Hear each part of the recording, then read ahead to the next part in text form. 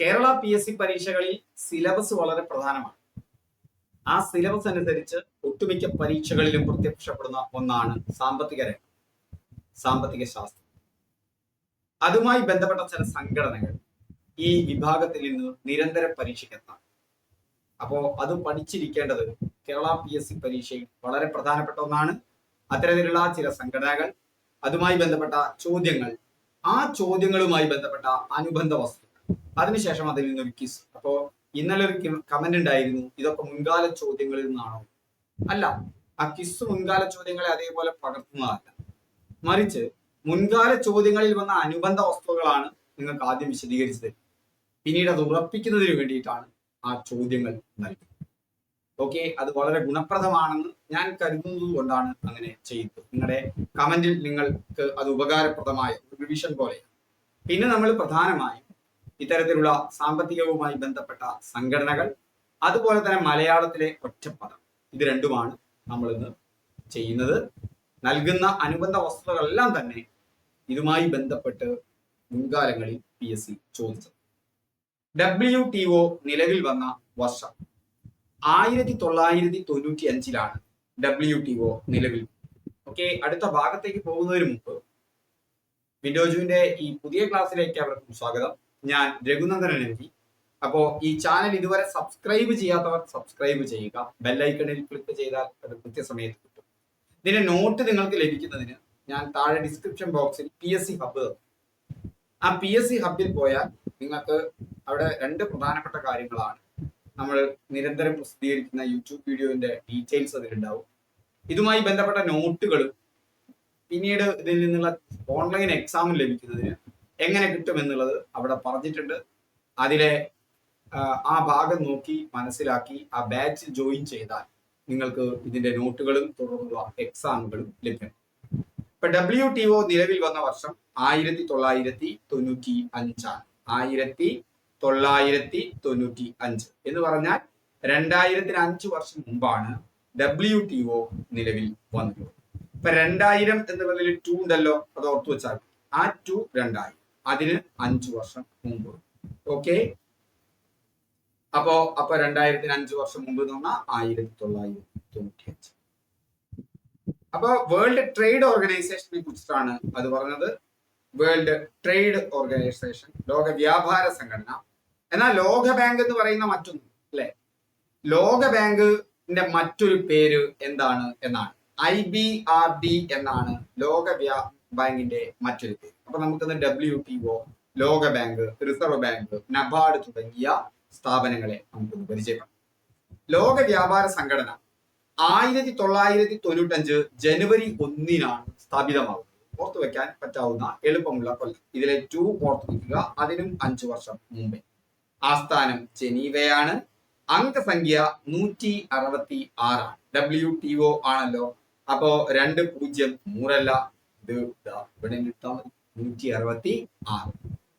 ലോക വ്യാപാരവുമായി ബന്ധപ്പെട്ട ചട്ടങ്ങൾ നിർമ്മിക്കുക എന്നുള്ളതാണ് ഈ ലോക വ്യാപാര സംഘടനയുടെ പ്രധാനപ്പെട്ട ലക്ഷ്യം. മുൻഗാമി ഇന്നതൊക്കെ ചോദ്യം ചെയ്യപ്പെടുന്ന ഒരു കാലമാണ്. മുൻഗാമി ഗാട്ടാണ്. General agreement on tariffs and trade എന്നുള്ളതാണ് ഗാട്ടിന്റെ മുഴുവൻ പേര്. ഇതാണ് ലോക വ്യാപാര സംഘടനയുടെ മുൻഗാമി ഗാട്ട്, general agreement on tariffs and trade. ഗാട്ട് ഒപ്പുവെക്കുന്നത് ഇന്ത്യക്ക് സ്വാതന്ത്ര്യം കിട്ടിയ അതേ വർഷത്തിലാണ്, 1947 ഒക്ടോബർ 30. ഗാട്ട് നിലവിൽ വരുന്നത് 1948 ജനുവരി 1. ഗാട്ടും അതുപോലെ തന്നെ പിൻഗാമിയായ ലോക വ്യാപാര സംഘടന, വേൾഡ് ട്രേഡ് ഓർഗനൈസേഷൻ നിലവിൽ വരുന്ന ദിനം ജനുവരി 1. ഗാട്ട് നിലവിൽ വന്നത് 1948 ലോക വ്യാപാര സംഘടന നിലവിൽ വന്നത് 1995. രണ്ടും ജനുവരി 1. ഇന്ത്യ WTOയുടെ സ്ഥാപക രാജ്യങ്ങളിൽ ഒന്നാണ്. WTO രൂപവൽക്കരിക്കപ്പെടുന്നത് നിങ്ങൾക്കറിയാം 1995 ജനുവരി 1. WTO രൂപീകരിക്കാൻ കാരണമായ ഉച്ചകോടി മാരക്കേഷ് ഉച്ചകോടി അഥവാ മൊറോക്കോ ഉച്ചകോടിയാണ് 1994. ഓർക്കുക, ഗാട്ട് രൂപീകരിക്കാനുള്ളത് വരുന്നത് 1947. അതിന്റെ ഭാഗമായി ഗാട്ട് നിലവിൽ വരുന്നത് 1948 ജനുവരി 1. എന്നാൽ അതിന്റെ പിൻഗാമിയായ വേൾഡ് ട്രേഡ് ഓർഗനൈസേഷൻ നിലവിൽ വരുന്നത് 1995 തൊട്ട് മുന്നത്തെ വർഷം 1994 ഗാട്ട് WTO രൂപീകരിക്കാൻ കാരണമായ ഉച്ചകോടി മൊറോക്കോയിൽ നടന്നത്. ഇന്ത്യ ഇതിലെ സ്ഥാപക രാജ്യങ്ങളൊന്നാണ്. അതുകൊണ്ട് തന്നെ ഇന്ത്യ ഇതിൽ അംഗമാകുന്നത് 1995 ജനുവരി 1 അത് നിലവിൽ വന്ന അന്ന്. WTOയിലെ 164ാമത്തെ അംഗം അഫ്ഗാനിസ്ഥാൻ 1948 മുതൽ ജൂലൈ 8 മുതൽ ഗാട്ട് അംഗമാണ്. 164ാമത്തെ അംഗം അഫ്ഗാനിസ്ഥാനാണ്. 163ാമത്തെ അംഗം ലൈബീരിയ ആണ്. 163ാമത്തെ അംഗം ലൈബീരിയയാണ്. മൊത്തം 166 അംഗങ്ങളാണ് ഗാട്ടിൽ ഉള്ളത്. WTOയുടെ ഇപ്പോഴത്തെ ഡയറക്ടർ ജനറൽ എന്ന് പറയുന്നത് നഗോസി ഒക്കോൻചോ ഇവേല. പേര് കേൾക്കുമ്പോൾ തന്നെ നമുക്കറിയാം തീർത്തും പരിചയമല്ലാത്തൊരു പേരാണ്. അങ്ങനെ തന്നെ ഓർത്തിരിക്കുക. അവരാദ്യ വനിതയാണ്. WTOയുടെ ഡയറക്ടർ ജനറൽ ആകുന്ന ആദ്യ വനിതയാണ് എന്നതുകൊണ്ട് തന്നെ ഈ കറണ്ട് അഫയേഴ്സ് വളരെ പ്രധാനപ്പെട്ടതാണ്. അപ്പൊ നഗോസി ഒക്കോൻചോ ഇവേല ആദ്യത്തെ വനിതയാണ്. അവരാദ്യത്തെ ആഫ്രിക്കൻ വംശജയുമാണ്. ഇപ്പൊ WTOയുടെ ആദ്യത്തെ വനിതാ ഡയറക്ടർ ജനറൽ ആരാണെന്ന് ചോദിച്ചാൽ അത് നിലവിലെ വനിതാ ഡയറക്ടർ ജനറൽ ആണ്, നഗോസി ഒക്കോൻചോ ഇവേലയാണ്. അവർ തന്നെയാണ് WTOയുടെ ഡയറക്ടർ ജനറൽ ആകുന്ന ആദ്യത്തെ ആഫ്രിക്കൻ വംശജയും. അവർ 7ാമത്തെ ഡയറക്ടർ ജനറൽ.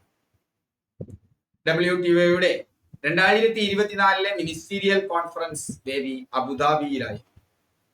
അതിന്റെ WTOയുടെ 12ാമത് മന്ത്രിതല സമ്മേളനം ജനീവയിലായി. WTOയിൽ ഞാൻ പറഞ്ഞു 163ാമത്തെ അംഗവും 164ാമത്തെ അംഗമായ അഫ്ഗാനിസ്ഥാനെയും നമ്മൾ പഠിച്ചു.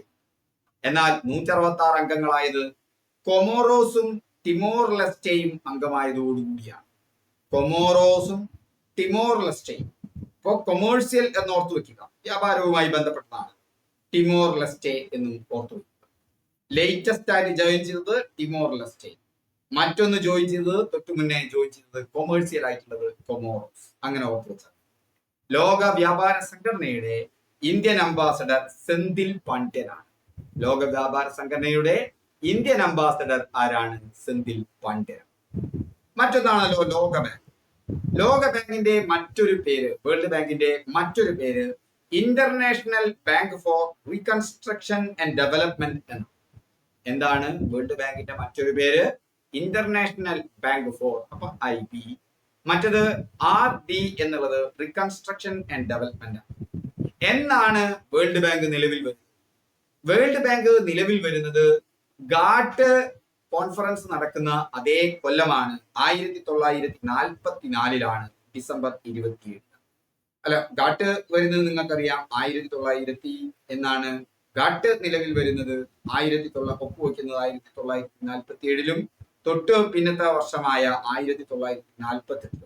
അതിന് 3 വർഷം മുമ്പെയാണ് ആര് വന്നത്? നമ്മുടെ വേൾഡ് ബാങ്ക് നിലവിൽ വരും 1944. എന്നാൽ 1946 വേൾഡ് ബാങ്ക് പ്രവർത്തനം ആരംഭിക്കുന്നത്. അതും ജനുവരിയിലാണ്. ജനുവരി 1 ജനുവരി 25. ആസ്ഥാനം വാഷിംഗ്ടൺ DC. മറ്റത് ജനീവയാണ് ആസ്ഥാനമെങ്കിൽ വേൾഡ് ബാങ്കിന്റെ ആസ്ഥാനം വാഷിംഗ്ടൺ DC. മറ്റതിലെ അംഗസംഖ്യ, വേൾഡ് ട്രേഡ് ഓർഗനൈസേഷന്റെ അംഗസംഖ്യ 166 ആണ്. ലോക ബാങ്കിന്റെ അംഗസംഖ്യ 189 ആണ്. ലോക ബാങ്കിൽ എപ്പോഴും കണക്ക് കൂട്ടലുണ്ടാവുമല്ലോ. 1 × 8 = 9 എന്ന് നോക്കി. ആപ്തവാക്യം ദാരിദ്ര്യരഹിതമായ ഒരു ലോകത്തിന് വേണ്ടി എന്നുള്ളതാണ് വേൾഡ് ബാങ്കിന്റെ ആപ്തവാക്യം. വേൾഡ് ബാങ്കിന്റെ പ്രസിഡന്റിനെ നാമനിർദ്ദേശം ചെയ്യുന്നത് അമേരിക്കൻ പ്രസിഡന്റാണ്. ആദ്യ പ്രസിഡന്റ് യൂജിൻ മേയർ. 14ാമത്തെയും നിലവിലെയും പ്രസിഡന്റ് എന്ന് പറയുന്നത് ഇന്ത്യൻ വംശജനായ അജയ് ബംഗയാണ്. ഓർത്തിരിക്കുക, ഇന്ത്യൻ വംശജനായത് കൊണ്ട് തന്നെ ആ ചോദ്യം വളരെ പ്രധാനമായും ആവർത്തിക്കാൻ സാധ്യതയുണ്ട്. 14ാമത്തെ പ്രസിഡന്റ്, വേൾഡ് ബാങ്കിന്റെ നിലവിലെ പ്രസിഡന്റ് അജയ് ബംഗ ആണ്, ഇന്ത്യൻ വംശജൻ. MD ആൻഡ് ചീഫ് ഫിനാൻഷ്യൽ ഓഫീസറായി നിയമിതയായ ഇന്ത്യൻ വനിത അനുഷുള കാന്താണ്. എന്താണ് അവരുടെ പേര്? അനുഷുള കാന്താണ്. ലോകബാങ്കിന്റെ 2022 GDP റിപ്പോർട്ട് അനുസരിച്ച് ലോകത്തിലെ ഏറ്റവും വലിയ അഞ്ചാമത്തെ സാമ്പത്തിക ശക്തിയാണ് ഇന്ത്യ. ഒന്നാമത് അമേരിക്കയാണ്. ബ്രിട്ടനെ പിന്നിലാക്കിക്കൊണ്ടാണ് നമ്മൾ അഞ്ചാമത്തെ സാമ്പത്തിക ശക്തിയായിട്ട് മാറി. മറ്റൊന്നാണ് അന്താരാഷ്ട്ര നാണയനിധി. അന്താരാഷ്ട്ര നാണയനിധി IMF നിലവിൽ വരുന്നതും 1944 SCRT പ്രകാരം 1945. നിങ്ങൾ ഓർക്കുക, അവിടെ ഇന്റർനാഷണൽ മോണിറ്ററി ഫണ്ടിനെ പോലെ തന്നെ വേൾഡ് ബാങ്കും നിലവിൽ വരുന്നത് 1944 പ്രവർത്തനം ആരംഭിക്കുന്നത് 1946 IMF നിലവിൽ വരുന്നത് 1944 എന്നാൽ SCRT പ്രകാരം 1945 ലോക സമ്പൽ വ്യവസ്ഥയ്ക്ക് സുസ്ഥിരത കൈവരിക്കാൻ സഹായിക്കുക, സാമ്പത്തിക പ്രശ്നങ്ങളിൽ ഇടപെടുക എന്നുള്ളതാണ്. ലോക സമ്പൽ വ്യവസ്ഥയ്ക്ക് സുസ്ഥിരത കൈവരിക്കാൻ സഹായിക്കുക, സാമ്പത്തിക പ്രശ്നങ്ങളിൽ ഇടപെടുക എന്നുള്ളതാണ് അതിന്റെ മുദ്രാവാക്യം. ബ്രെട്ടൻ വുഡ്സ് ഇരട്ടകൾ എന്നറിയപ്പെടുന്നത് 1944 നിലവിൽ വന്ന ലോക ബാങ്കും ഇന്റർനാഷണൽ മോണിറ്ററി ഫണ്ട് അഥവാ IMF ആണ്. നബാർഡ് നമ്മൾ ഇന്ത്യയിലേക്ക് വന്നാൽ national bank for agriculture and rural development ആണ്. പലപ്പോഴും PSC പരീക്ഷയ്ക്ക് ചോദിക്കാറുള്ളതാണ്. നബാർഡ് നിലവിൽ വന്ന കൊല്ലവും നിങ്ങൾ ഓർക്കണം, 1982 നബാർഡ് നിലവിൽ വരുന്നത്. അപ്പോ നബാർഡിന്റെ പൂർണ്ണരൂപം national bank for agriculture and rural development. NABARD നിലവിൽ വരുന്നത് 1982 ജൂലൈ 12. എന്നാൽ ഓർക്കുക, നമ്മുടെ വേൾഡ് ട്രേഡ് ഓർഗനൈസേഷൻ നിലവിൽ വരുന്നത് 1995. ഇന്ത്യൻ റിസർവ് ബാങ്കും വളരെ പ്രധാനപ്പെട്ടതാണ്. ഇതിനോടൊപ്പം ഓർക്കണം, 1935 ഏപ്രിൽ 1 തന്നെ ഇന്ത്യൻ റിസർവ് ബാങ്ക് നിലവിൽ വരുന്നത്. 1935 ഏപ്രിൽ 1 സാമ്പത്തിക വർഷം ആരംഭിക്കുന്നത് ഇന്ത്യയിൽ ഏപ്രിൽ 1. ആ തരത്തിൽ ഓർത്തു വെച്ചാൽ ഏപ്രിൽ 1 അവിടെ കിട്ടും. ഇനി റിസർവ് ബാങ്ക് ആണ്, അവിടെ ബാങ്കിലെ BE 3 വരിക. പിന്നെ വരുന്നത് 5 ഇപ്പൊ 35. ദേശസാൽക്കരിക്കുന്നത് 1949 ജനുവരി 13 റിസർവ് ബാങ്ക് ദേശസാൽക്കരിക്കുന്നത്. ഇനി ഈ ചോദ്യങ്ങൾ ഇതൊക്കെ തന്നെ മുൻകാല PSC പരീക്ഷകളിൽ ഈ ചോദ്യവുമായി അനുബന്ധമായിട്ടുള്ള ചോദ്യങ്ങളായി പ്രത്യക്ഷപ്പെട്ടതാണ്. അനുബന്ധമായിട്ടുള്ള ഈ ചോദ്യങ്ങൾക്ക് അനുബന്ധമായി നിങ്ങൾ പഠിച്ചിരിക്കേണ്ട വിവരങ്ങളാണ് ഈ തന്നതൊക്കെ തന്നെ മുൻകാല PSC പരീക്ഷകളിൽ പ്രത്യക്ഷപ്പെട്ടതാണ്. ഇനി അതിനെ ഒന്ന് ഉറപ്പിക്കുന്നതിന് വേണ്ടിയാണ് നമ്മൾ എന്ത് ചെയ്യുന്നത്, കുറച്ച് കൂടുതൽ ചോദ്യങ്ങൾ ചെയ്യുന്നത്. അത് PSC പരീക്ഷയ്ക്ക് വന്നതാണോ എന്ന് ചോദിച്ചാൽ ആ രീതിയിലല്ലെങ്കിലും ഈ ചോദ്യം വന്നിട്ടുണ്ട്. അതുകൊണ്ട് തന്നെ ഇത് ഒരു റിവിഷനുമാണ്. നിങ്ങൾക്ക് പ്രധാനപ്പെട്ട പോയിന്റുകൾ ഉറപ്പിക്കരുത്. ലോക വ്യാപാര സംഘടന WTO സ്ഥാപിതമായത് ഏത് വർഷത്തിലാണ്? പലതരത്തിൽ ഈ ചോദ്യങ്ങൾ വന്നിട്ടുണ്ട്. അതുകൊണ്ട് ഞാൻ അതിനെ ഒറ്റ ചോദ്യമാക്കി മാറ്റി എന്നേ ഉള്ളൂ. 1995 ലോക വ്യാപാര സംഘടന നിലവിൽ വരുന്നത്. WTO ആസ്ഥാനം എവിടെയാണ്? ജനീവയാണ്. വാഷിംഗ്ടൺ DC ആണോ ജനീവയാണോ എന്നുള്ള കൺഫ്യൂഷൻ ഒക്കെ മാറി.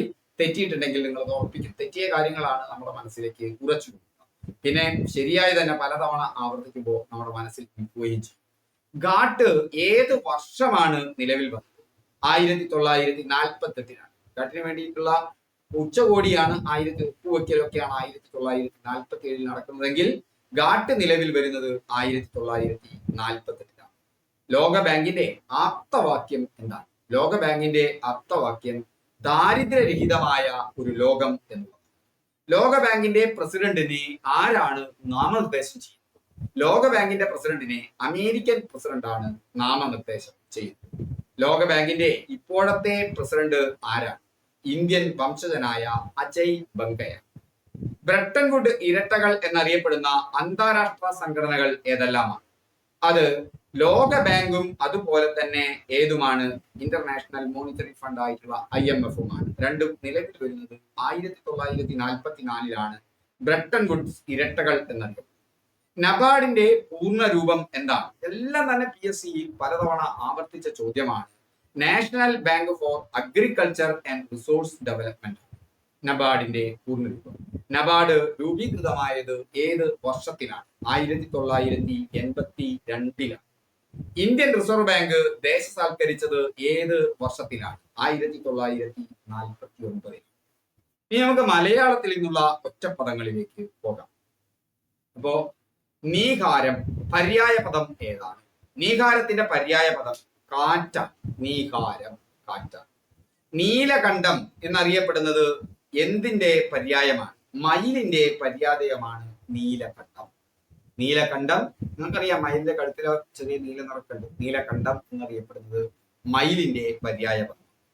അസി എന്നതിന്റെ എന്തിന്റെ പര്യായമായി വരും?